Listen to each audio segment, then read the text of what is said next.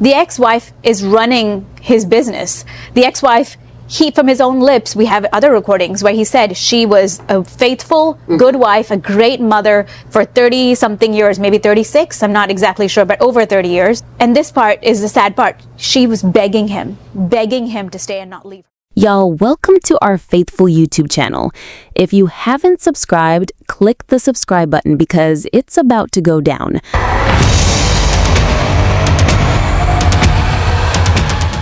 Now, let's get down to it. The 60-day betrayal. 60 days. That's it. That's all it took. 60 days for a widow to become a target. 60 days for a man of God to expose exactly who he really was. 60 days that unraveled decades of carefully crafted reputation. Let me set the scene for you. Marcus Lamb. This man built something. From the ground up, bare hands, pure vision, he took Daystar Television Network from nothing and turned it into one of the largest Christian broadcasting empires on the planet. We're talking global reach. We're talking a legacy that took decades to construct. And on November 30th, 2021, that man was gone. 64 years old. He'd been fighting COVID, he was recovering, people, and then his heart just stopped, unexpectedly, just like that. His wife, Joni Lamb, is now a widow, the family is grieving, the ministry is in mourning, the whole Christian world is watching. And somebody else was watching too. 58 days later, 58 days, not even 2 full months after Marcus Lamb is in the ground, a man files for divorce from his own wife of 30 years. Now, why does that matter? Who is this man? His name is Dr. Doug Weiss. And here's where it gets deeply disturbing, because this isn't just some random opportunist. This is a psychologist, a so-called sex addiction counselor, a man who built his entire career, his entire brand, his entire identity around helping broken couples rebuild their marriages. He wrote the books, he ran the programs, he looked struggling husbands and wives in the eye and told them their marriages were worth saving. And the moment he saw Marcus Lamb's seat go empty, he didn't grieve. He didn't counsel. He didn't pray. He calculated. He looked at a widow in her most vulnerable moment, saw an opportunity, and made his move. 60 days. That's the number that tells you everything you need to know. And it gets worse and worse. Because this isn't just a story about a divorce. This is a story about what came next. Doug Weiss didn't file for divorce and disappear into the background. No. He had a destination in mind. 10 months after that divorce was finalized, 10 months, he married Joni Lamb, the president of Daystar, the widow of Marcus Lamb, the same woman whose late husband had spent years appearing alongside Doug Weiss on Christian television. The same platform, the same ministry, the same family that Marcus built with his life. And now, Doug Weiss is sitting in that seat. But here's what nobody, and I mean nobody, has taken the time to lay out clearly. There was a witness, a named, on-record witness who tried to warn Joni Lamb before any of this went too far. Someone who looked her in the eye, directly, face to face, and said, "Something is deeply wrong here." And that's not all. Joni's own son tried to stop it. And what happened when he did? It's on tape. So before we go any further, let me give you the timeline, because precision is everything here. The dates alone will shake you. November 30th, 2021. Marcus Lamb dies. January 27th, 2022, 58 days later, Doug Weiss files for divorce from his wife, Lisa. 30 years of marriage. Gone. May 2022, the Weiss divorce is finalized. August 2022, Joni Lamb and Doug Weiss begin dating. And we know this how? Because Joni said so herself in her own book. March 2023, they announced their engagement. June 10th, 2023, they marry. 18 months, start to finish, 18 months, from the day Marcus Lamb took his last breath to a wedding. And by the time this is over, you are going to understand exactly what Joni Lamb knew. When she knew it, who warned her, what her son said, what's on that tape, and why, knowing everything she apparently knew, she went ahead anyway. I think her intentions were true at that point. Again, I think Doug was the one doing double thing because he was telling Denise one thing, telling Joni another.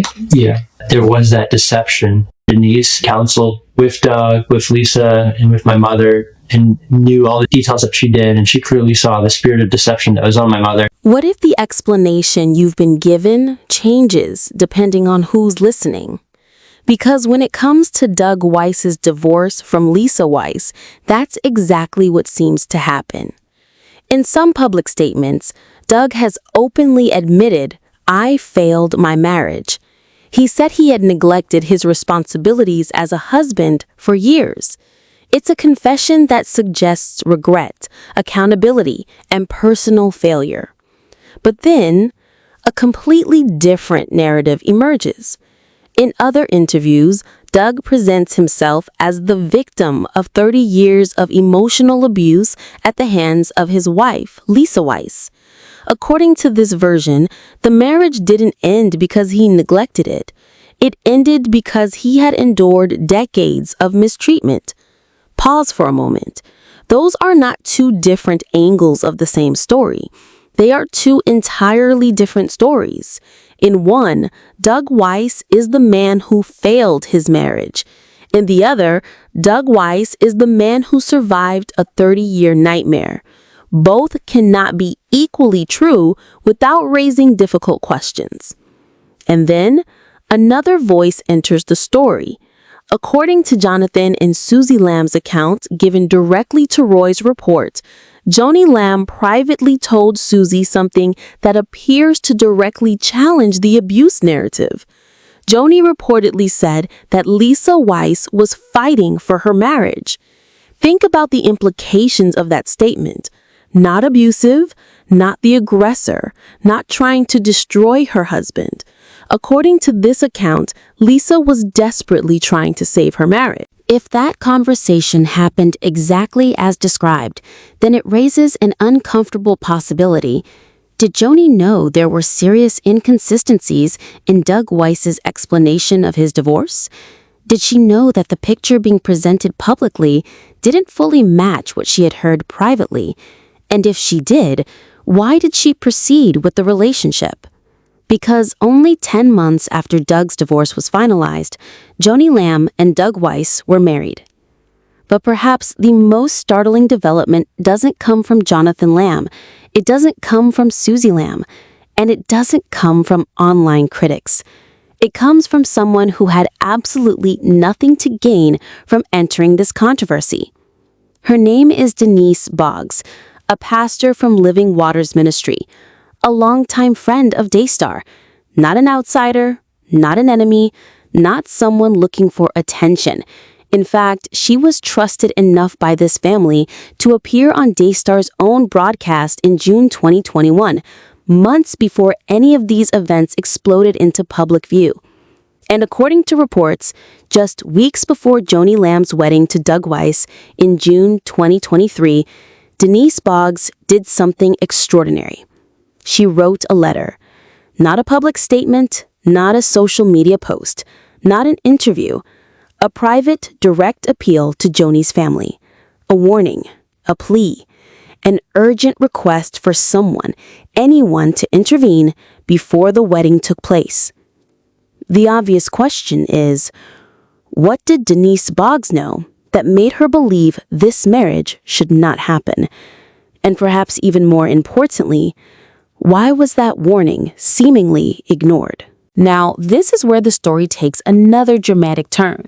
According to Denise Boggs, she didn't stay silent. She says she took her concerns directly to Joni Lamb herself. But according to Boggs, Joni refused to hear her out. And then comes the line that should make anyone pay attention. Boggs said that Joni was, in her view, under a spirit of deception because of Doug Weiss's influence. Then she wrote these words, "He is a wolf in sheep's clothing." Think about how serious that statement is. That's not a phrase people normally use in passing. That's the language of someone who is deeply alarmed, someone who genuinely believes a person is presenting one image publicly while hiding something entirely different beneath the surface. Now, does that statement prove that Doug Weiss was deceiving people? No. By itself, it doesn't. But it does tell us something important about Denise Boggs. She was convinced enough of what she had seen and heard that she felt compelled to issue a warning before the wedding took place. And here's another detail that makes her concerns noteworthy. Boggs went further and claimed that Joni Lamb had never endorsed divorce in this way until her relationship with Doug Weiss began. In other words, Boggs believed she was witnessing a significant change in Joni's convictions and feared that influence, not careful discernment, was driving the decision. Whether one agrees with Boggs or not, her actions seemed to point to one thing. She believed she was trying to prevent what she saw as a serious mistake before it became irreversible. And perhaps that's the question viewers should wrestle with. Why would a longtime friend of the ministry, someone with no obvious public campaign to gain from this, feel such urgency that she privately appealed to the family to intervene? What did she believe she was seeing that others either couldn't see or chose not to see? Maybe that's the tragedy of this entire story. The warnings were there. The concerns were voiced. The questions were asked. By Denise Boggs' account, the red flags weren't hidden at all. They were pointed out directly. But sometimes, when emotions are involved, even the clearest warnings can fade into the background. If Boggs is right, then perhaps Joni Lamb didn't walk into the situation completely unaware. Perhaps she saw some of the concerns, but believed love could overcome them, that things would be different, that the warnings were mistaken. And isn't that what makes the story so compelling? Because the most painful mistakes in life are not always the ones we make in darkness. Sometimes there's the ones we make while looking directly at the warning signs and choosing to hope anyway. The question is, was this a case of love seeing what it wanted to see? Or was there something else happening beneath the surface that no one fully understood?